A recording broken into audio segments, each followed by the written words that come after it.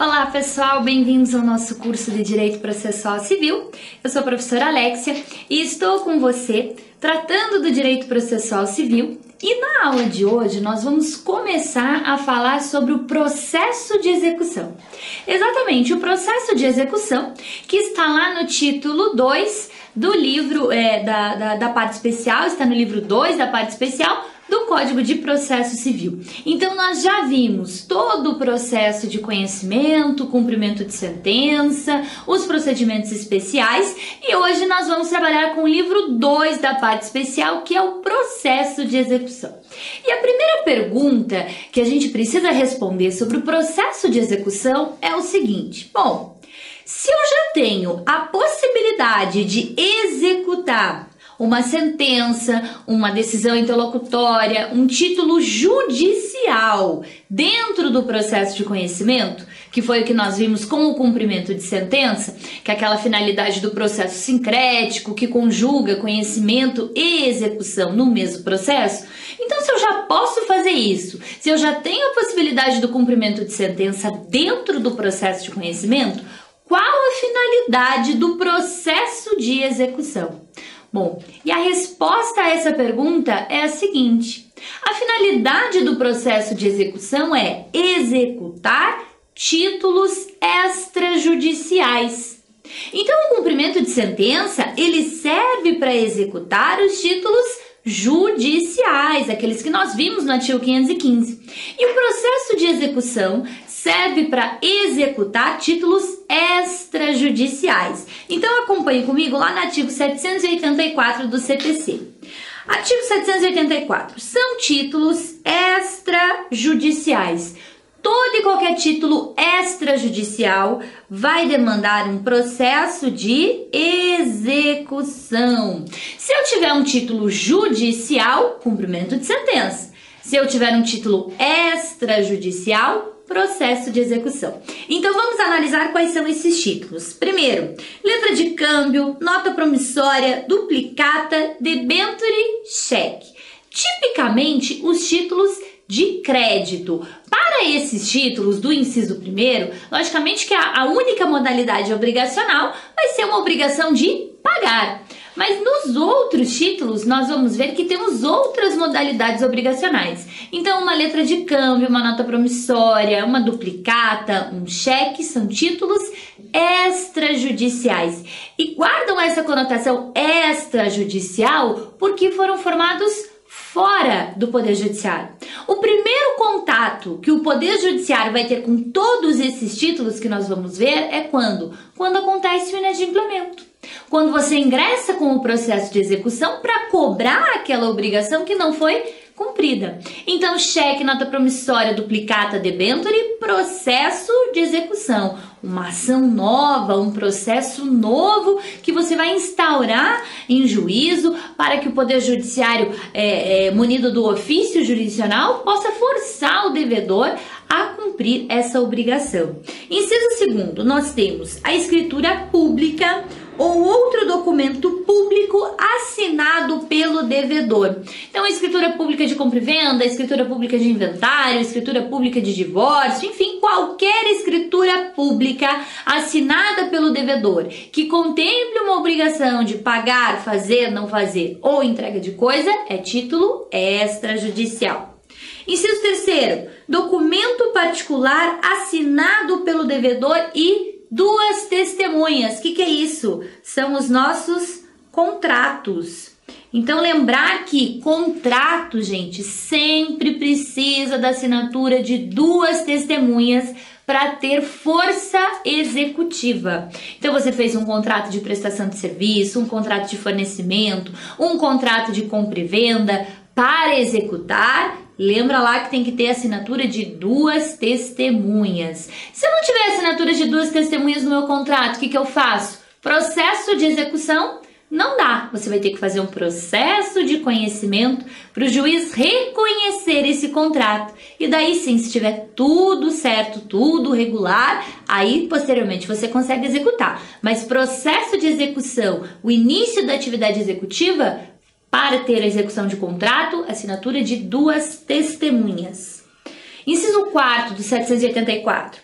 Instrumento de transação referendado pelo Ministério Público, pela Defensoria Pública, pela Advocacia Pública e pelos advogados dos transatores, ou por conciliador ou mediador credenciado pelo tribunal. Então, esses instrumentos de transação, essas transações que são chanceladas pelo Ministério Público, Defensoria Pública, ou as transações que contemplem a assinatura do advogado do autor, do advogado do réu, são títulos executivos extrajudiciais, processo de execução. Inciso 5º, contrato garantido por hipoteca, garantia de bens imóveis, direito real sobre bens imóveis. Penhor, garantia, direito real sobre bens móveis.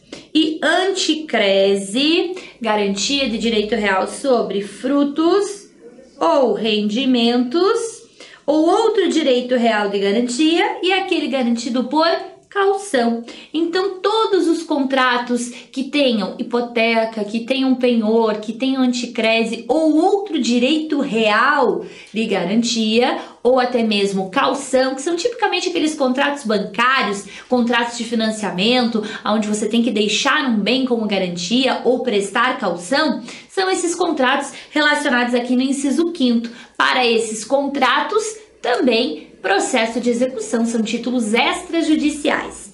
Inciso 6º, contrato de seguro de vida em caso de morte, também é um título extrajudicial, processo de execução.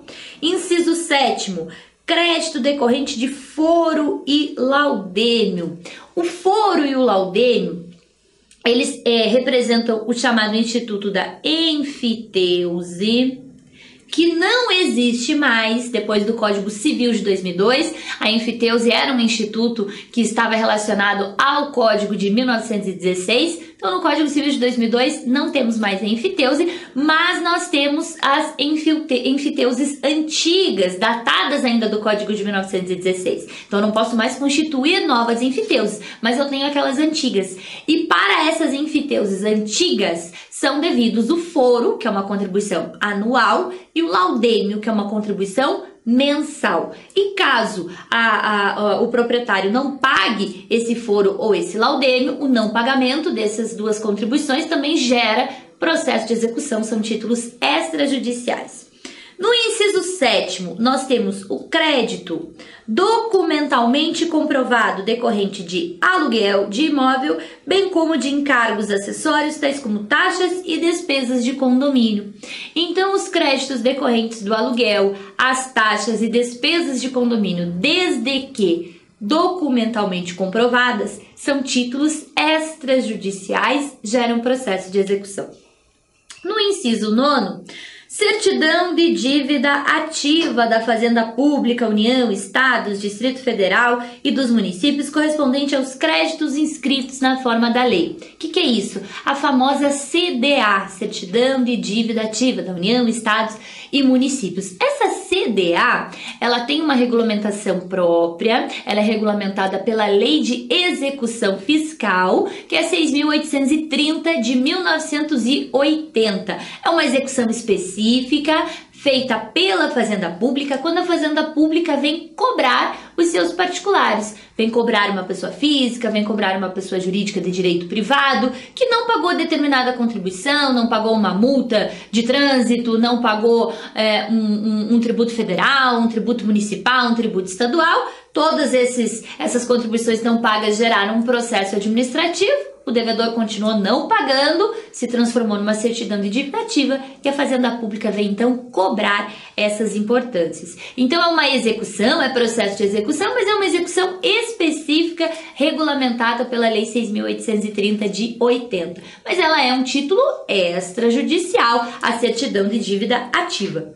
No inciso 10, crédito referente às contribuições ordinárias ou extraordinárias de condomínio edilício previstas na respectiva convenção ou aprovadas em assembleia, desde que documentalmente comprovadas. Então, crédito referente às contribuições aprovadas em assembleia ou previstas na convenção, uma vez não pagas, também geram processo de execução, são títulos extrajudiciais.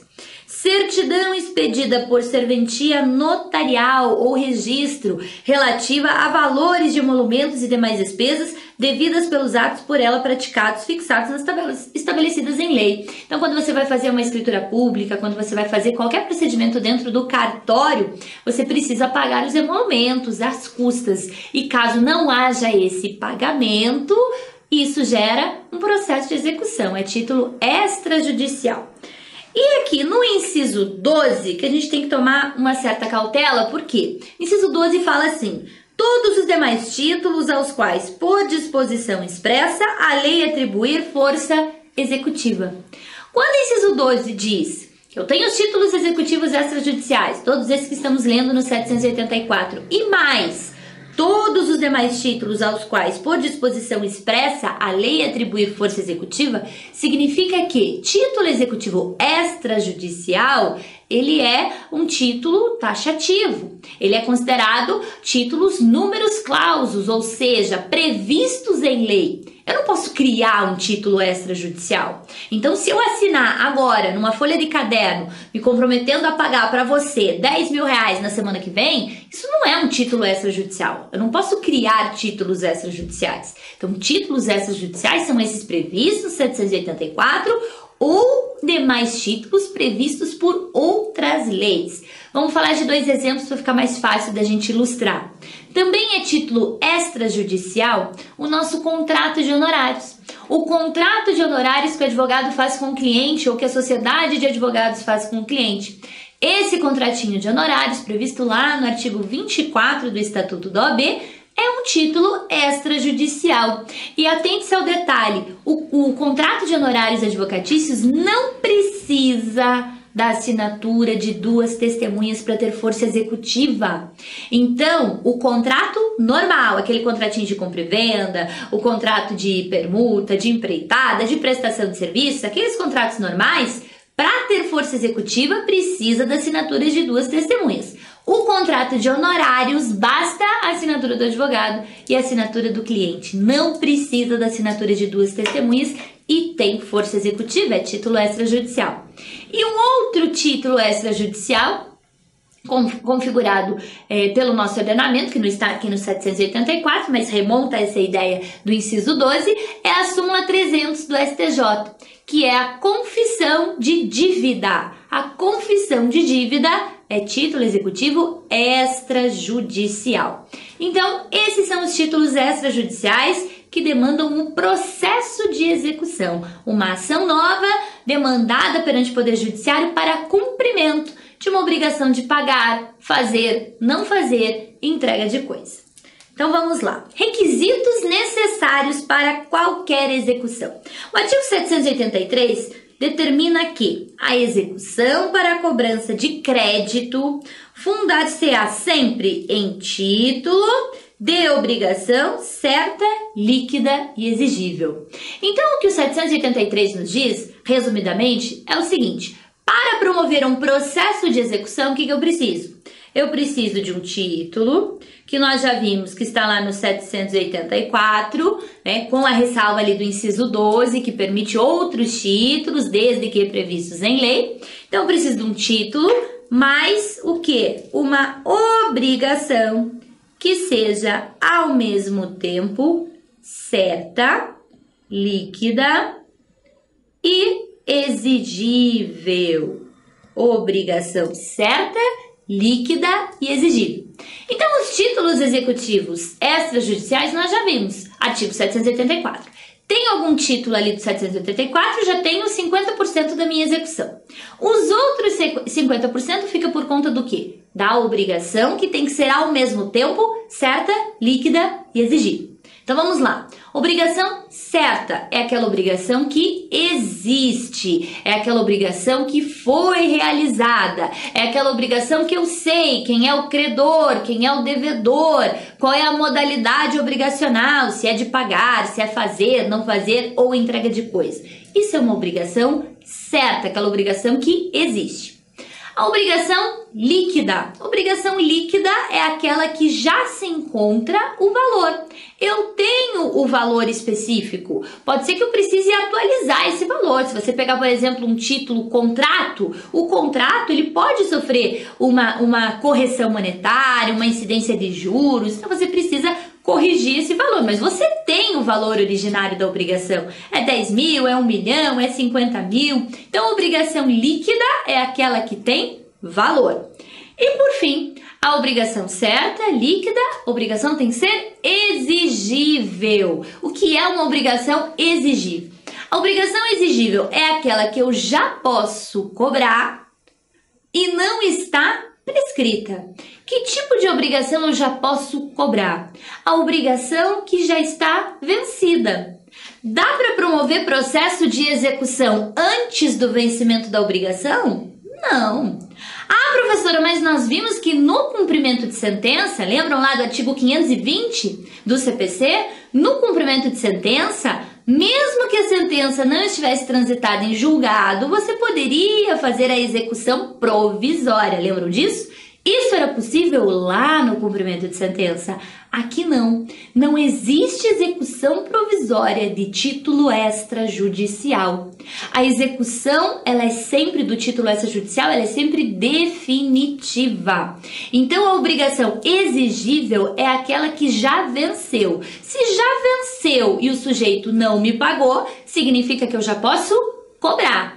Mas cuidado, porque eu não posso cobrar essa execução eternamente.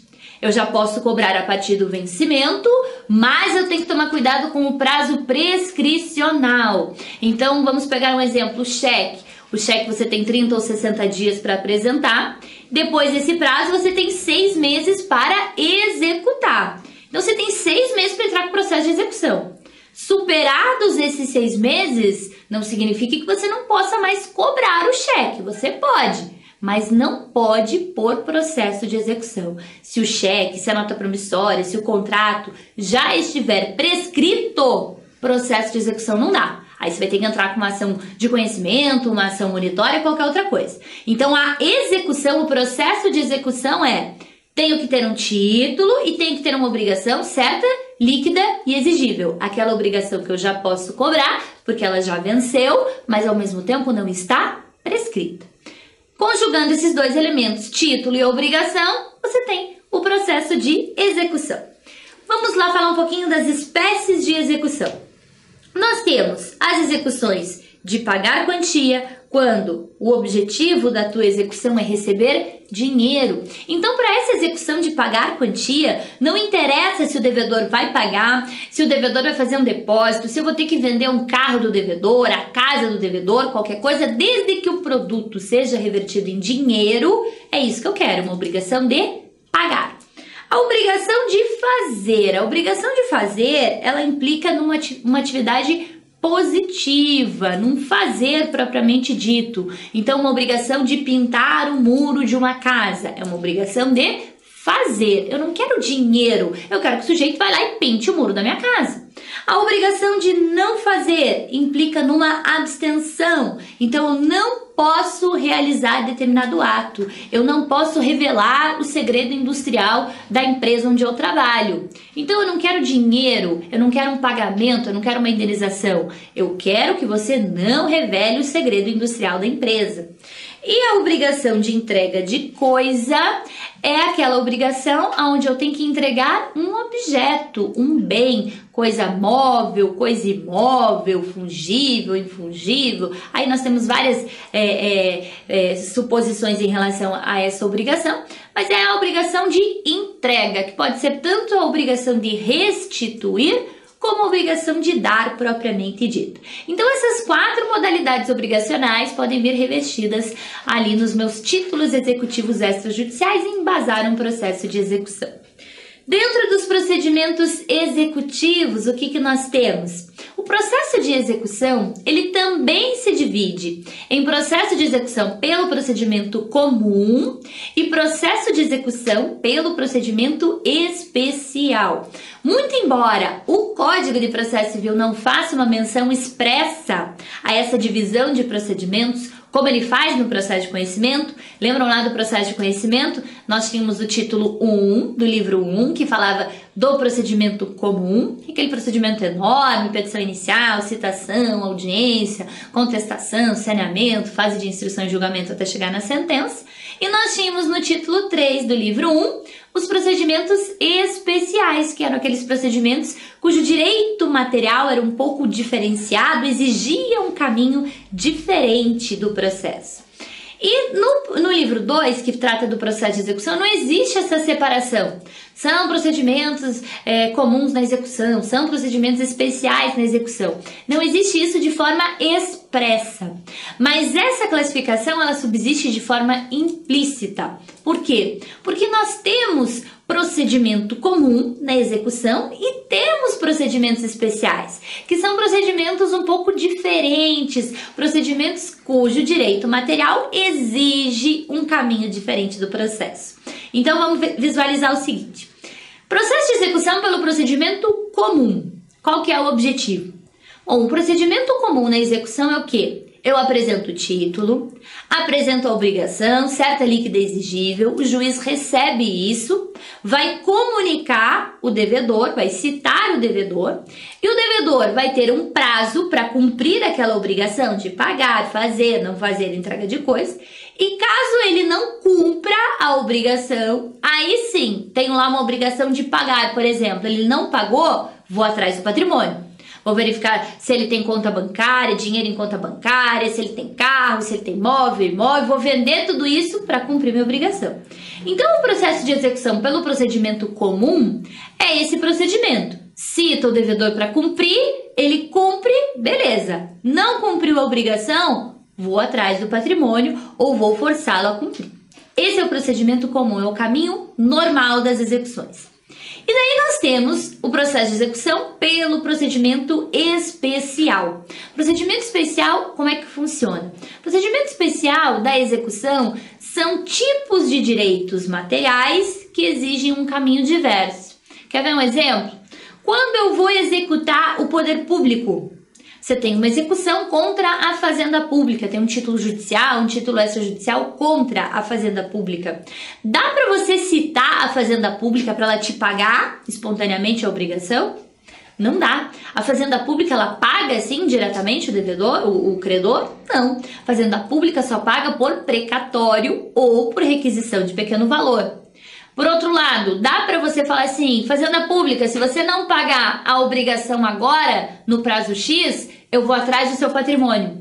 Dá para você penhorar o patrimônio da fazenda pública? Também não. O patrimônio da fazenda pública é um patrimônio impenhorável. E daí como é que faz, gente? Na execução contra a fazenda pública é um caminho diferente, é um procedimento especial. Fazenda pública vai ser citada para tomar conhecimento que existe uma execução em face dela, mas ela vai inscrever o seu crédito na lista de precatório ou na lista de requisição de pequeno valor. Então é um procedimento diferente, porque a fazenda pública não pode pagar diretamente e fazenda pública também não pode ter os bens penhorados. Caminho diferente, procedimento especial. Outro exemplo de procedimento especial. Você tem uma execução de alimentos. O que você pode fazer na execução de alimentos caso o devedor não pague a obrigação? Você não pode pedir a prisão civil do devedor de alimentos? Pode, desde que você conjugue as 3 últimas prestações não pagas, você pode pedir a prisão civil. E prisão civil cabe para todas as modalidades obrigacionais ou só para execução de alimentos? Só para execução de alimentos. Então, na execução de alimentos, como tem essa possibilidade de pedir a prisão civil do devedor, é um caminho diferente, é um procedimento especial. Então, tudo aquilo que tiver um caminho diferente vai tramitar pelo procedimento especial. Tudo aquilo que não precisar de um caminho diferente vai ser um procedimento comum, normal, padrão, regra geral. Então, vamos lá. Alguns princípios do processo de execução.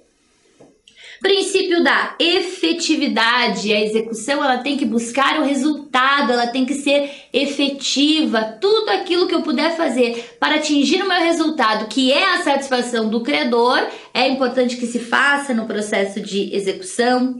Princípio da tipicidade. Só é título executivo extrajudicial aquilo que está dentro do código, aquilo que está dentro da lei. Ninguém pode criar títulos extrajudiciais, senão o próprio legislador.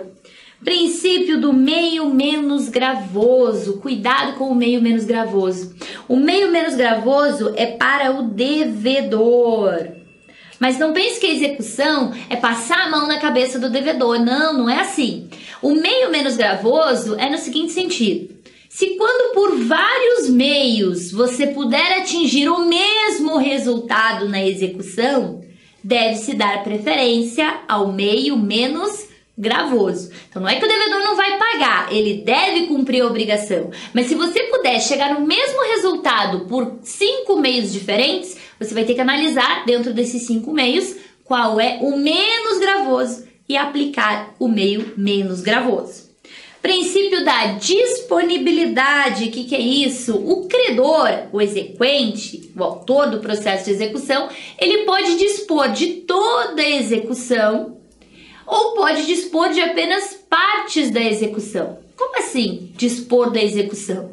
Quando a gente falou de processo de conhecimento, lembram que o autor poderia desistir da ação até a citação do réu, ele poderia desistir sozinho, sem precisar da concordância de ninguém, e após a citação do réu, ele só poderia desistir com a concordância do réu. Aqui na execução não acontece isso. Aqui na execução, o credor pode desistir da execução a qualquer tempo. Ou ele pode desistir da execução inteira, né, renunciar o seu direito ao crédito, ou ele pode desistir de alguns atos executivos. Por exemplo, desiste da expropriação, desiste da alienação antecipada, desiste da adjudicação dos bens. Então, existe essa disponibilidade frente ao credor. Então, a disponibilidade é do credor.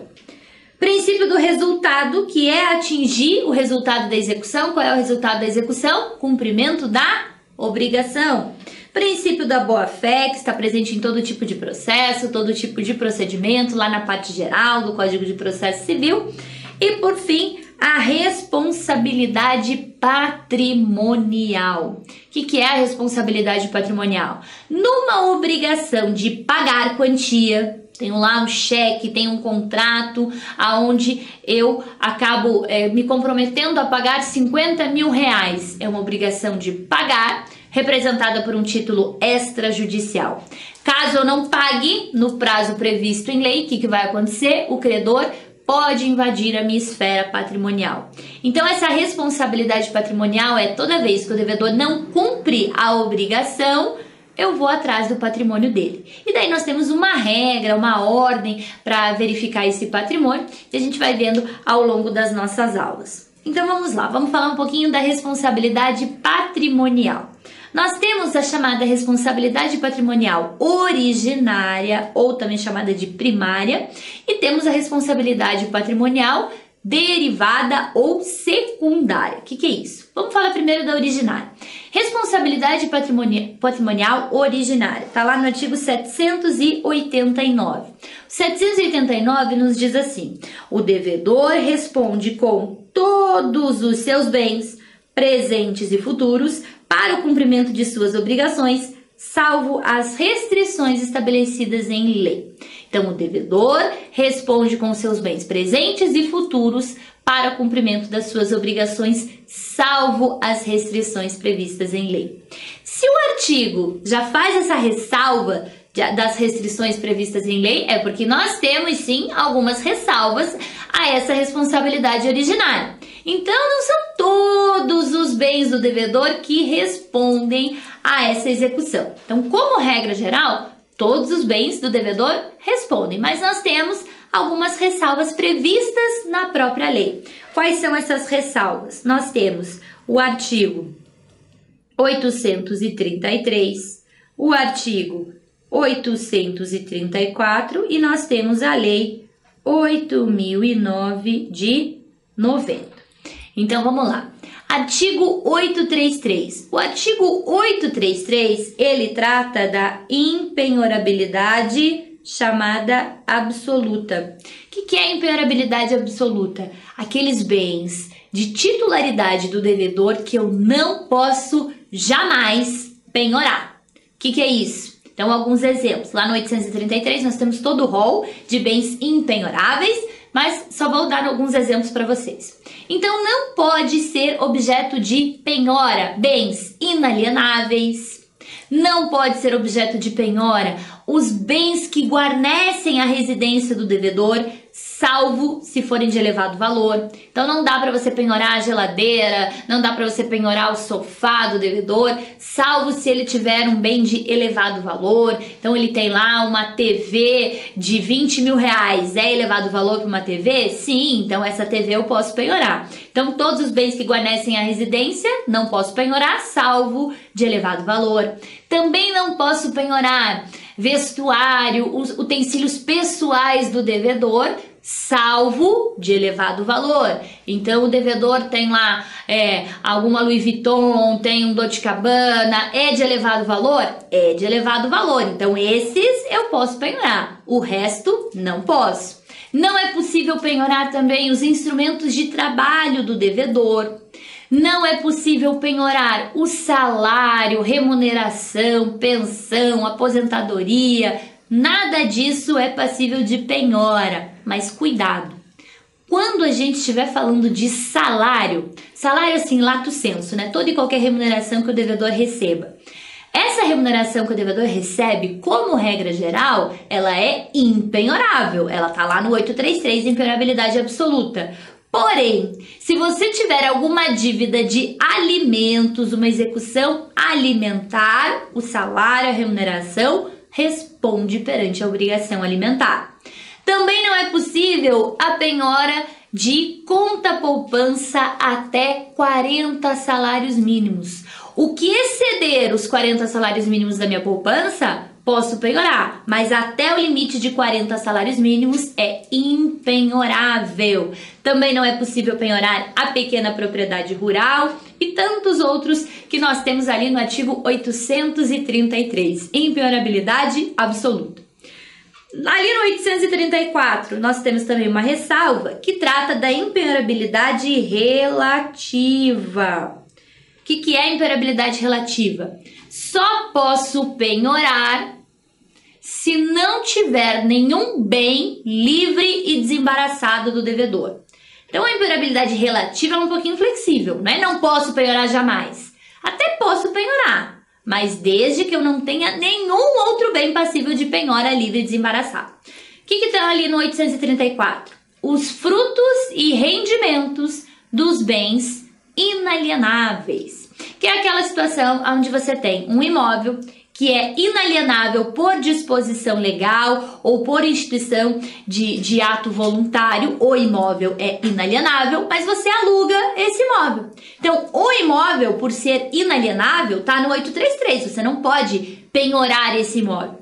Mas como você aluga esse imóvel, se você não tiver nenhum outro bem para nomear a penhora, o aluguel desse imóvel pode sofrer penhora. Tá lá no 834. E por fim, a Lei 8.009 de 90, que trata do bem de família. O bem de família, que como regra geral, ele é impenhorável. O único imóvel correspondente à residência da família nuclear, né? Aquela família, de acordo nos termos lá do artigo 226 da Constituição Federal, o único imóvel de residência da família é impenhorável. Mas essa impenhorabilidade da Lei 8.009, ela também não é absoluta. Ela sofre sim algumas exceções. Então, como regra geral, bem de família não pode ser penhorado. Mas, se a dívida for para o pagamento da hipoteca, do financiamento do próprio imóvel, responde. Se a dívida for para pagamento de IPTU do próprio imóvel, responde. Se for dívida relacionada ao bem de família do fiador, o fiador perde o seu bem de família. Então, cuidado, vale a pena dar uma olhadinha lá na Lei 8.009 para verificar quais são as obrigações que respondem perante o bem de família e quais o bem de família está garantido, protegido quanto à sua impenhorabilidade. Então, aqui no 789 nós temos os bens, a responsabilidade originária, Todos os bens do devedor respondem perante a execução, com exceção do 833, do 834 e da Lei 8.009 de 90, salvo as exceções dentro desses dispositivos. E daí vamos falar da responsabilidade secundária. O que é a responsabilidade secundária? Artigo 790. São sujeitos à execução os bens. E daí, antes da gente ler os incisos do 790, vale a pena a gente interpretar o seguinte. A originária, responsabilidade originária, é aquela que determina todos os bens do devedor respondem perante a execução, com as exceções que nós vimos. A secundária é aquela que determina que somente os bens do devedor, de titularidade e propriedade do devedor, respondem, com as exceções que nós vamos ver agora. Então, além dos bens de titularidade do devedor, quem é que pode ser chamado também a responder essa execução? Os bens do sucessor a título singular, tratando-se de execução fundada em direito real ou obrigação, rei persecutórias, obrigações pessoais. Então, eu posso chamar o sucessor a título singular de um contrato de compra e venda com garantia para que ele também responda a essa execução. Afinal de contas, ele adquiriu o objeto litigioso da obrigação. Também são chamados os bens do sócio nos termos da lei, naquelas sociedades cuja responsabilidade for ilimitada. Então, uma sociedade em comum, uma sociedade em nome coletivo, uma sociedade em comandita simples, em comandita por ações, em relação ao sócio diretor, em relação ao sócio ostensivo, que é aquele que atua, participa ativamente da sociedade, eles têm responsabilidade ilimitada. Então, para eles, a sociedade, a empresa esgotou seu patrimônio, automaticamente responde o patrimônio dos sócios. Então, cuidado, é importante a gente fazer essa ressalva da responsabilidade ilimitada, porque nas sociedades onde o sócio responde de forma limitada, então uma SA, uma sociedade limitada, os bens dos sócios só poderão responder perante a execução no caso da desconsideração da personalidade jurídica. Aqui no inciso 2 a gente não está falando de desconsideração, a gente está falando de coisas automáticas. Esgotei o patrimônio da sociedade e a sociedade é uma sociedade de responsabilidade ilimitada, os bens dos sócios respondem automaticamente. Inciso 3º, também respondem os bens do devedor, ainda que em poder de terceiros. Então eu tenho um carro no nome do devedor, mas tá com um amigo, tá com um parente. É bem do devedor, tá na posse de terceiro, vem para cá para execução. Inciso 4º, também respondem os bens do cônjuge ou do companheiro, nos casos em que seus bens próprios ou de sua meação respondem pela dívida. Quando o próprio cônjuge, o próprio companheiro tem a participação na obrigação e seus bens próprios ou os da sua meação respondem por essa obrigação, também chama o cônjuge e o companheiro. Também respondem à execução os bens alienados ou gravados com ônus real em fraude à execução. O devedor tem um patrimônio, no curso do processo de execução, grava esse bem com uma hipoteca, com um penhor, faz uma cláusula de garantia sobre esse bem ou aliena esse bem. Tudo isso, quando é feito dentro do processo de execução, caracteriza fraude à execução. Então, portanto, chamam-se esses bens também para responder à execução. Os bens cuja alienação ou gravação com ônus real tenha sido anulada em razão de reconhecimento de fraude contra credores. Então, a fraude contra credores, aquela ação pauliana lá do direito civil, quando você detecta uma fraude contra credores, ingressa com a ação pauliana, e o reconhecimento da fraude também remete esses bens para responder à execução. E, por fim, os bens do responsável nos casos de desconsideração da personalidade jurídica. Aqui sim, com aquele rebate que a gente faz no inciso 2º. Aqui é o caso daquela sociedade de responsabilidade limitada, esgota o patrimônio da sociedade, os sócios respondem de forma limitada. Dá para atingir o patrimônio dos sócios diretamente? Não, somente por meio da desconsideração da personalidade jurídica. Então, gente, essas são as responsabilidades. A originária, todos os bens do devedor presentes e futuros respondem, com as exceções que nós vimos. E a secundária, somente os bens do devedor respondem, com as exceções que nós vimos do sócio, do cônjuge, do companheiro, do sucessor e assim por diante. Então, na nossa próxima aula, a gente vai continuar falando do processo de execução, mais especialmente sobre o procedimento, como é que acontece a execução dentro do novo Código de Processo Civil.